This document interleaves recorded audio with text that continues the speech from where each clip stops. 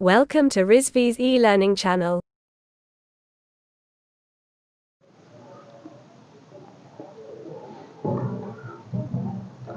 Hello guys, good afternoon to all of you guys. इसके पहले lecture में हमने डिस्कस किया था कि डिस्ट्रक्टिव टेस्टिंग हमारा क्या होता है, उसमें क्या क्या चीज़ें कैसे किस प्रकार से हम टेस्टिंग कर सकते हैं, कौन कौन सा टेस्ट उसमें हम कर सकते हैं। ठीक है, तो आज हम डिस्कस करेंगे कि नॉन डिस्ट्रक्टिव टेस्टिंग क्या होती है, इसमें हमारा टेस्टिंग करने के बाद क्या होता है, कौन कौन से मटेरियल्स में हम टेस्टिंग कर सकते हैं, उसके बाद डिफरेंस हमारा क्या है, डिस्ट्रक्टिव और नॉन डिस्ट्रक्टिव टेस्टिंग में क्या डिफरेंस है, उसको कहाँ पे यूज़ करते हैं और इस टेस्टिंग का यूज़ कहाँ पे करते हैं।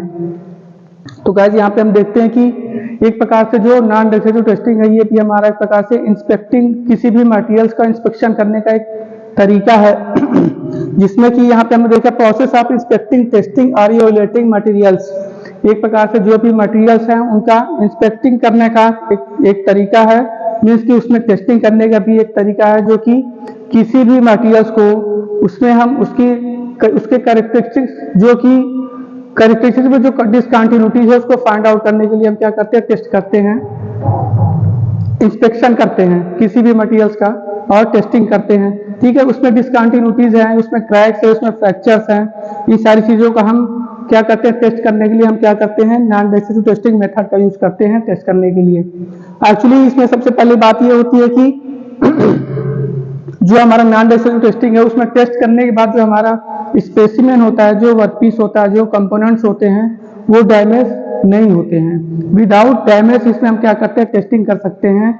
और ये भी हम कह सकते हैं कि ज़्यादा से ज़्यादा ये यूज होने वाली एक टेक्निक है जो कि किसी भी मटेरियल्स को टेस्ट करने के लिए। ठीक है, तो इसमें हम देखते हैं कि टेस्ट इज कंप्लीटेड की part can be still used. इसमें हम जो किसी भी मटेरियल्स को टेस्ट करने के बाद उसको हम क्या करते हैं, अगले बार यूज करने के लिए हम उसको रख सकते हैं, उसको दोबारा हम टेस्टिंग कर सकते हैं वो क्योंकि वो इसमें डैमेज नहीं होती है, जो भी कंपोनेंट्स होंगे वो डैमेज इसमें नहीं होने हैं। Use to determine physical properties, जैसे कि हमने देखा कि किसी भी मटेरियल्स में जो कि उसकी फिजिकल प्रॉपर्टीज कौन कौन सी हैं उसको डिटरमाइन करने के लिए हम इसका यूज करते हैं। जैसे कि हम देखते हैं कि उसमें डिसकंटिन्यूटीज आ गई, उसमें जो उसके बॉन्डिंग है, उसका जो स्ट्रक्चर है, उसके स्ट्रक्चर में डिसकंटिन्यूटीज आ गई, कोई आइटम्स उसके वहां पे नहीं है, इधर उधर हो गए, तो उसको उसमें एक प्रकार से उसमें डिसकंटिन्यूटीज आ जाती है उसके स्ट्रक्चर में, सॉलिड स्ट्रक्चर में उसके डिसकंटिन्यूटीज को फाइंड आउट करने के लिए हम क्या करते हैं, नॉन डिस्ट्रक्टिव टेस्टिंग मेथड का यूज करते हैं। उसमें कहाँ पे डिसकंटिन्यूटीज है, कहाँ पे उसकी फिजिकल प्रॉपर्टीज में कहाँ पे उसमें कमी है।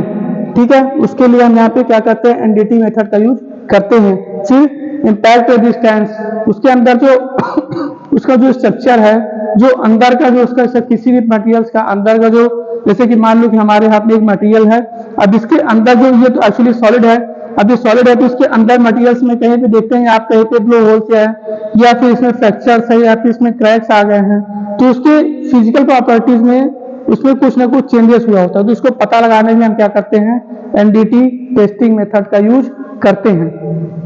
उसके बाद डक्टिलिटी, यील्डिंग पॉइंट, डक्टिलिटी का हम इसमें चेक कर सकते हैं, यील्डिंग पॉइंट चेक कर सकते हैं। उसके बाद हमारा आता है अल्टीमेट टेंसाइल स्ट्रेंथ भी हम चेक कर सकते हैं। ठीक, फिर हमारा फ्रैक्चर को भी हम किसी भी मटेरियल्स में किसी भी कंपोनेंट फ्रैक्चर का भी पता लगा सकते हैं, जैसे कि हमें अल्ट्रासोनिक टेस्टिंग का यूज करके उसमें रेस का इस्तेमाल करके उसमें क्या करते हैं, उसमें अंदर के जो भी पार्ट्स उसमें जो भी मिसिंग है या फिर उसमें फ्रैक्चर्स हैं उसका हम इसमें पता लगा सकते हैं। ठीक, अब दूसरी बात ये भी आती है कि ये सबसे ज्यादा ये हाईली वैल्यूएबल टेक्निक्स है जो कि हमारा सबसे ज्यादा यूजफुल है ये किसी भी मटेरियल्स को टेस्ट करने के लिए। नॉन डिस्ट्रक्टिव टेस्टिंग इसलिए सबसे ज्यादा यूज करते हैं क्योंकि इसमें जो वर्कपीस होता है, स्पेसिमेन होता है, वो हमारा डैमेज नहीं होता है, उसको हम नेक्स्ट टाइम भी हम उसको यूज कर सकते हैं।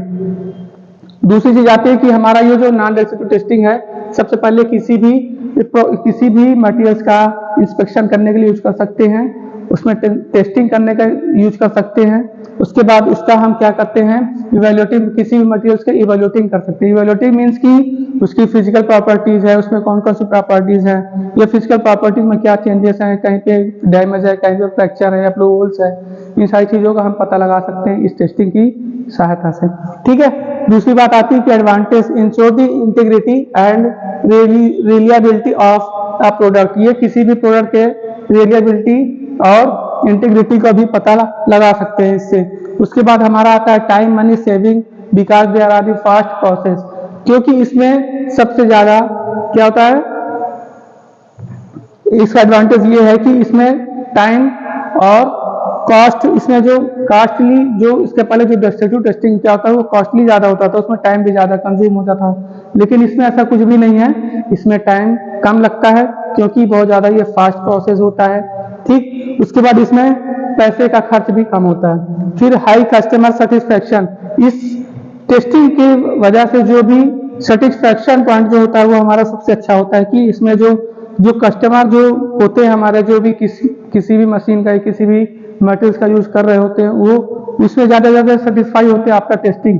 ठीक है, इस टेस्टिंग की, इस मेथड से टेस्टिंग करने के बाद जो कस्टमर का जो सेटिस्फेक्शन है वो ज्यादा अच्छा होता है। ठीक है, प्रिवेंट एक्सीडेंट सेव लाइफ, इसमें क्या होता है, एक्सीडेंटल केस नहीं होते हैं और लाइफ को सेव करता है। इसका एडवांटेज ये भी है कि इसमें एक्सीडेंटल केस नहीं होते, क्योंकि इसमें डैमेज प्रोडक्ट हमारा डैमेज नहीं होता है। जब डैमेज नहीं होता तो मशीन टूल से या मशीन से वो अलग नहीं होते, इस वजह से इसमें एक्सीडेंटल केस क्या होते हैं, नहीं होते, और क्या होता है, लाइफ को सेव करता है ये।